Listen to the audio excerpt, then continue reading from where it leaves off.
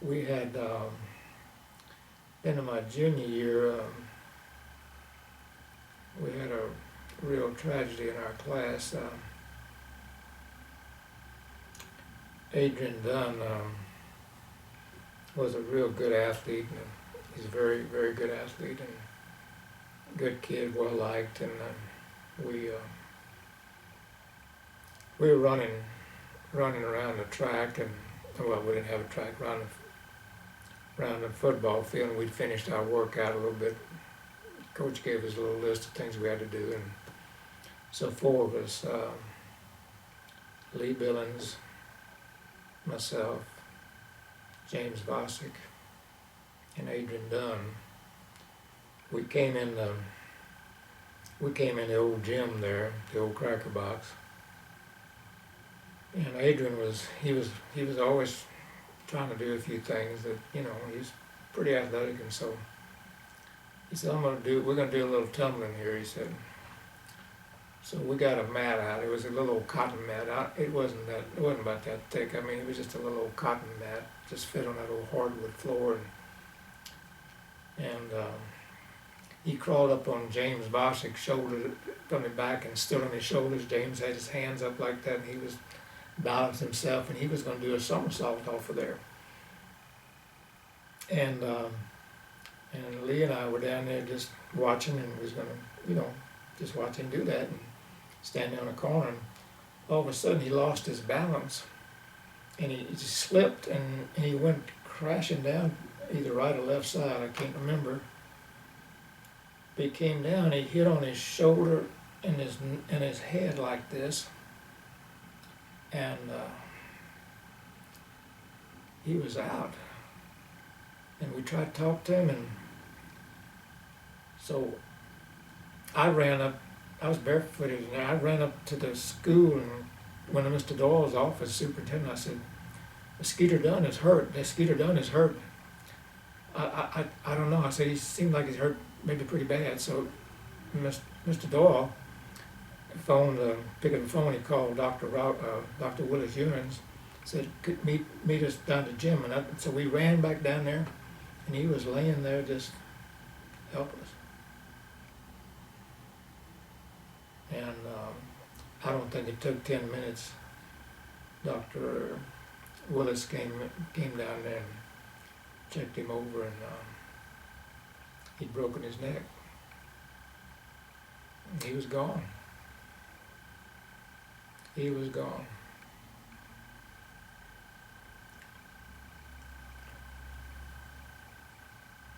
So we had that to deal with at the end of our year. And so in our senior year, we were counting on him to be one of our stars again, and kind of put a damper on the whole school year in our senior year, because Adrian was, and it's in my yearbook, we featured him in there, and it just put a real, I mean, we didn't think about it 24/7, but it just wasn't quite the same, because we were all like family. So yeah, that happened, and so then we went on the next year in my senior year, and we always hung out at, for as places to go, I should back up.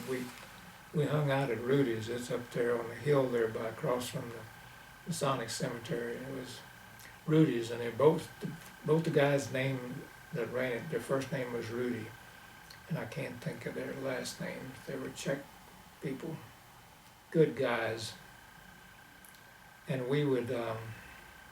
They had a nice big jukebox in the Victrola in the back, and had tables all around. Had a little video dance floor, and then they had tables, and that's where they had the little deals up there where you could flip there. You could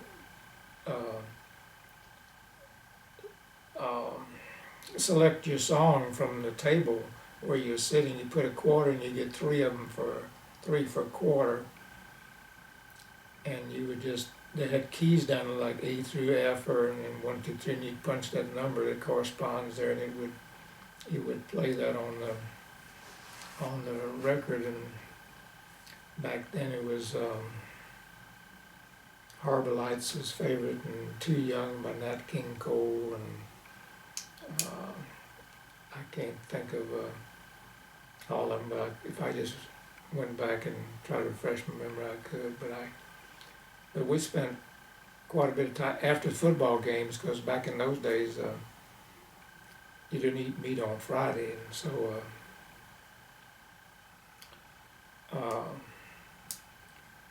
we would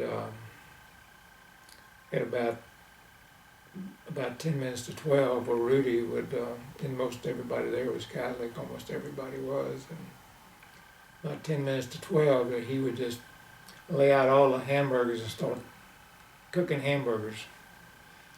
And they'd put on all the stuff that goes on, onions, pickles. They fixed good hamburgers, and so we'd watch the clock, and that thing hit 12, well, he'd push out all the hamburgers. So that after 12, it was officially Saturday morning, so we'd eat hamburgers at Rudy's, and just mingle and visit and listen to music and so forth. So we did do that. That was one of our outlets on, not during the week too much, but on the weekdays. I mean weekends. And they had it too, where if you stopped out there, they would, if you wanted to, you just honk your horn. They'd come out and put a tray on your window, and you could order there like you do at Sonic. You could do that if you wanted to. But anyway, we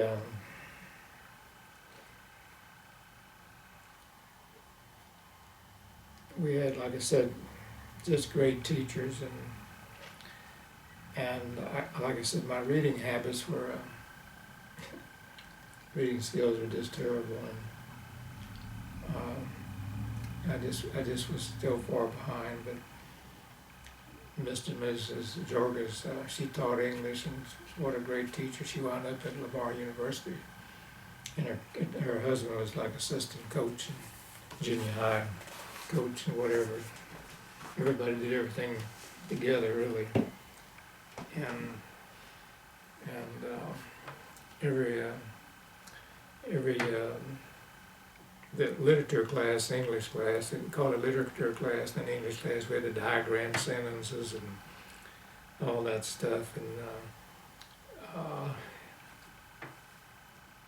like I said, my reading skills, were just not too good. And I was reading one day, and she'd had to make everybody read, and I was reading something, I pronounced it lauder, and everybody kind of snickered and everything. I kind of looked around, and it was supposed to be laughter. I just, oh my gosh, I felt about this big. But anyhow, just little things like that. But we'd have to give book reports about twice a year. And everybody would give a book report on a book called Man Without a Country. It only had 95 pages in it. It was a small book. And so we'd do that. And then all through those 2 years of, 2 full years there, or 3 really, I would give book reports. I just bluffed my way through it. I'd read about, and I don't like to brag about this, terrible. I'd read about 15, 20 pages in the front, and about 15 in the middle, and about 20 in the end, and that'd be it. I would never finish a book. That's why I gave book reports. But she was a great teacher, and just had helped me out. And like I said, all my teachers were just wonderful.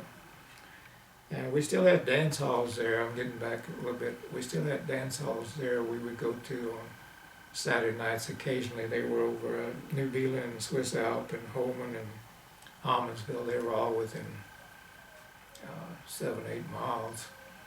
And we would go out there every now and then on Saturday night is when they'd have a dance. And that wasn't every weekend, of course, but they would have those there at that time. And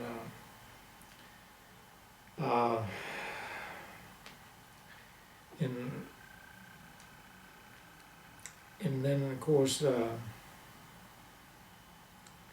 I think it was my senior year, 1950, 51, 1950, when Bubba came back, like I said, from World War II, and we were farming side by side there when I was younger. Of course, we'd already moved to town in the middle of my freshman year to Wyoming, so that's where we were renting these houses, and that's where we moved to town. And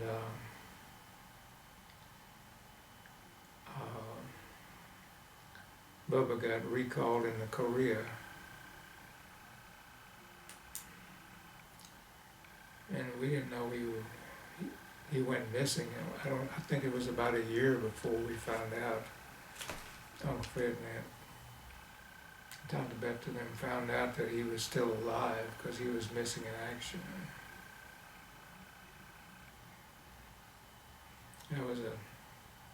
That was a tough situation, but like I said, we did find out he was alive, so we did have hope. I can't imagine what Uncle Fred and Tom DeBette and Elsie and Florence are going through, but I mean, I just saw it as a close cousin. But so, like I said, my ag teacher was just phenomenal. He was always trying to get me to do projects and things, and so I went out and talked to Uncle Fred. I said, Uncle Fred, could I maybe farm some of that land that you and Bubba did together there? If I could use part of that as a project. I didn't want to elaborate on Bubba being gone, but I just asked him, and he was always so agreeable. And so he worked out a deal where I think he rented me about 15 acres to plant cotton on.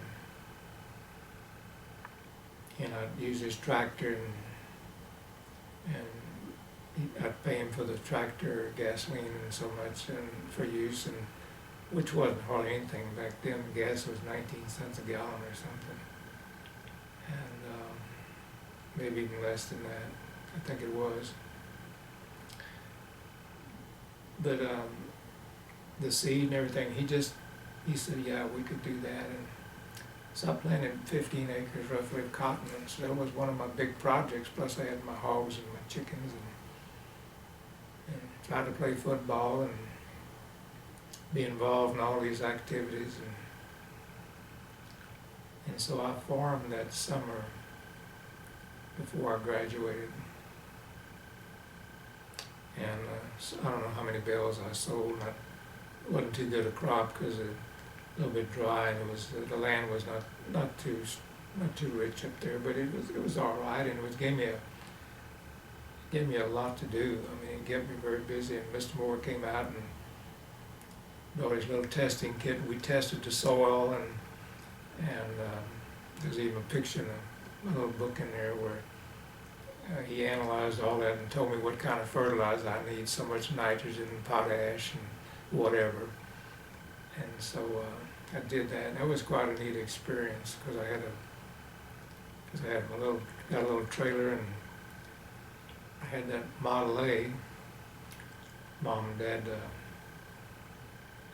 I don't know how I really acquired that, but that was kind of his car for work to carry his tools, but I kind of inherited that. And so that was my car basically in high school the last couple of years before I was going to and from school. And we would go out sometimes, and it was real muddy, and take that Model A and put chains on it and see how far we could go before we got stuck.